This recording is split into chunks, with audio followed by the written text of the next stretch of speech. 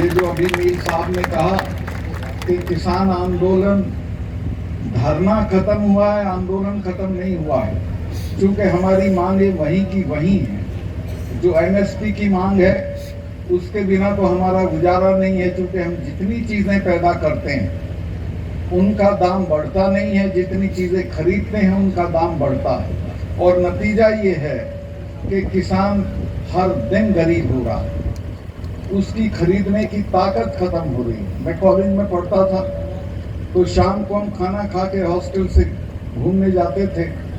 एक कब्रिस्तान में एक कव्वाली गाता था, तो उस कव्वाली को मैं खड़े होकर सुनने लगता था। उसमें एक शेर गाता था जो मैंने समझा ये हमारे लिए गा रहा है। उसका था कि खंजर पे कोई छींट, ना कपड़ों पे कोई दाग, खंजर पे कोई छींट, ना कपड़ों पे कोई दाग, तू कत्ल करे है कि करामात करे है। ये सरकार भी उसी तरह से किसानों का कत्ल कर रही है, उसे ये पता भी नहीं चलता कि उसके साथ क्या हो रहा है। भाइयों, मैं निवेदन ये करना चाहता हूँ कि आप धरनों पे बैठते हो, मांग करते हो, इसको छोड़ो। अब ऐसी स्थिति पैदा करो कि लोग तुमसे मांगे, बजाय इसके कि आप सरकारों से मांगे। और वो तब होगी जब आप दिल्ली में सरकार को बदल दोगे। और मैं आपको आश्वस्त करता हूं, इस बार अगर आपने एकता दिखाई, जात पात को छोड़ के इकट्ठा रहे, तो दिल्ली में इनको कोई बचा नहीं सकता है। मैंने सारी पार्टियों के लोगों से बात की है, सब इस बात पे राजी हो गए हैं, एक उम्मीदवार के मुकाबले एक उम्मीदवार खड़ा करेंगे। अगर ऐसा हो गया तो ये दिल्ली में बचेंगे नहीं, और अगर ये बच गए तो एक बात समझ लो, फिर आप नहीं बचेंगे। ये आखिरी मौका है हम लोगों के लिए कि हम अपने पेशे को, अपनी जमीनों को, अपने बच्चों को बचाएं। मैं बहुत लंबा भाषण नहीं देना चाहता, सिर्फ इतना कहना चाहता हूं कि देश बहुत गलत आदमी के हाथ में है। जब ये अभी मैं बोला था 4-6 दिन पहले, बड़ा शोर हो गया देश में, इन्होंने बड़ा तमाम तरह के लोग वो फालतू जो हैं वो लहका दिए मेरे ऊपर। मैंने ये बताया था, जो सच था उसी वक्त बताया था जब मैं ये था गवर्नर था, कि जो वहाँ पुलवामा में जो अटैक हुआ हमारे सिपाहियों पे, 40 लड़के मरे हमारे जवान, वो नहीं मरते अगर ये उनको 2 हवाई जहाज दे देते, 5 हवाई जहाज। वो लड़के अगर मेरे से मांग लेती सीआरपी तो मैं 5 हवाई जहाज दे देता, लेकिन गृह मंत्रालय ने वो उनको हवाई जहाज नहीं दिए और वो सड़क के रास्ते चल दिए। उस सड़क के रास्ते में मैं गया जिस दिन ये दुर्घटना हुई, उसके बाद उसमें 10 किलोमीटर के एरिया में करीब 10 जगह सड़क आके मिलती है।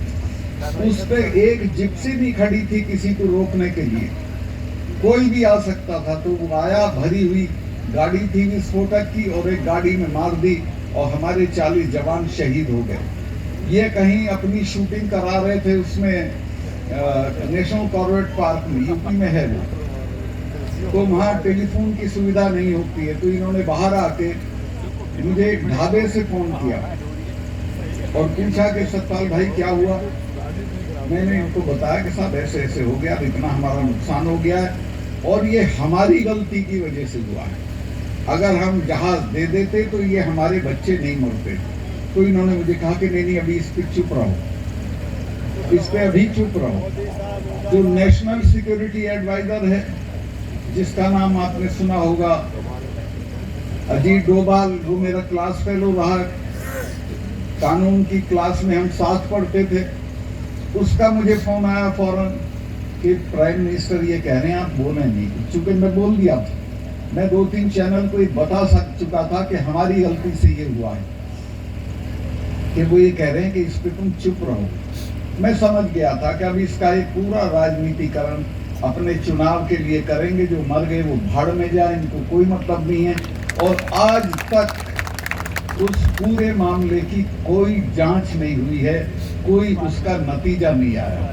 अब आप अंदाजा लगा सकते हो कि कितने खतरनाक लोग देश चला रहे हैं, जिनको अपने सिपाहियों की जान से हमदर्दी नहीं है, जिनको अपने देश से हमदर्दी नहीं है, और बात लंबी चौड़ी करते हैं, मन की बात करते हैं, कभी तन की बात करते हैं।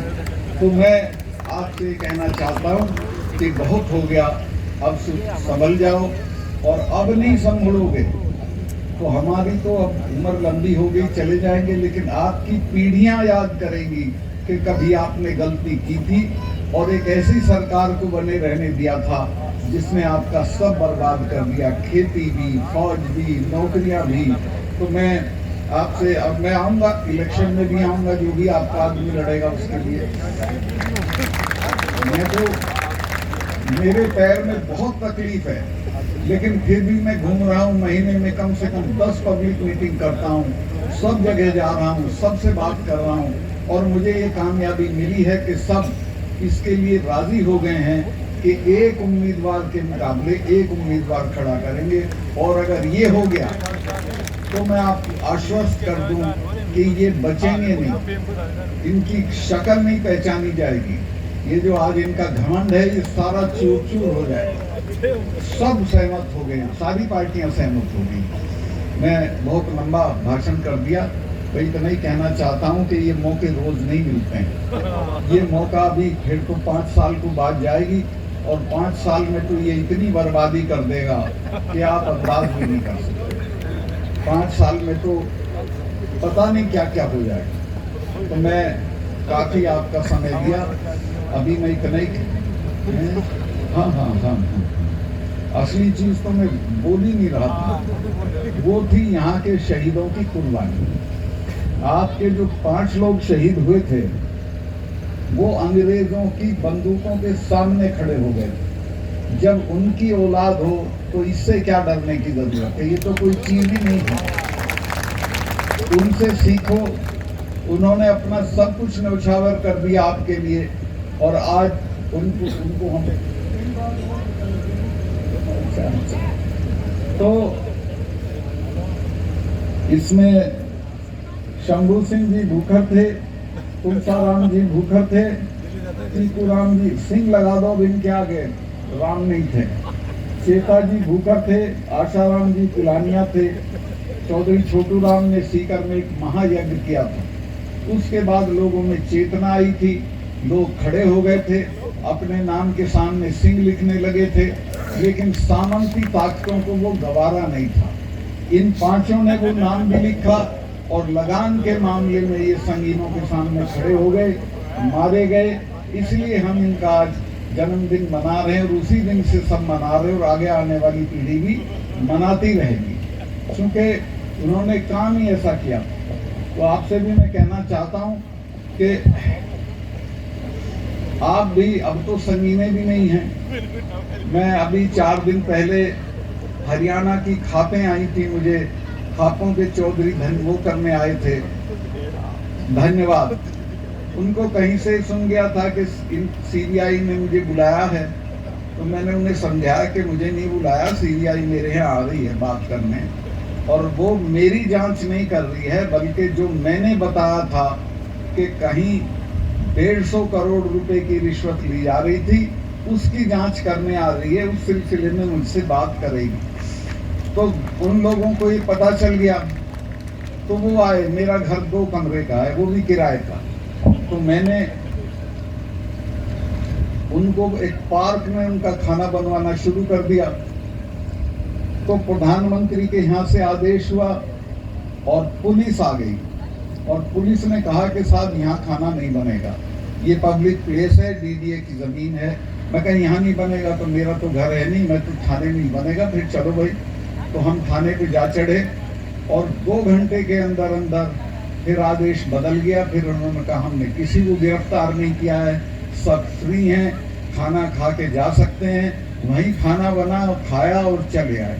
तो अगर अड़ जाओगे, अगर हिम्मत कर लोगे, तो कोई आपके सामने खड़ा नहीं रहेगा। कोई डरने की जरूरत नहीं है किसी से भी। आप अपना हौसला रखिए, एकता रखिए, जातियों का इकट्ठ रखिए, इसमें ये जात और वो जात मत करिए। तो आप कामयाब होंगे और आपको कोई नहीं रोक सकता। मैं बहुत लंबा हो गया, इसी के साथ मैं आपका आभार व्यक्त करता हूं कि इतनी गर्मी में भी आप आए। मुझे दिल्ली जाना है, कोई मीटिंग है शाम की, तो मैं अभी निकलूंगा और स्वामी जी महाराज के भजन से वंचित रहूंगा, उनसे माफ़ी मांग के जाऊंगा। बहुत बहुत धन्यवाद।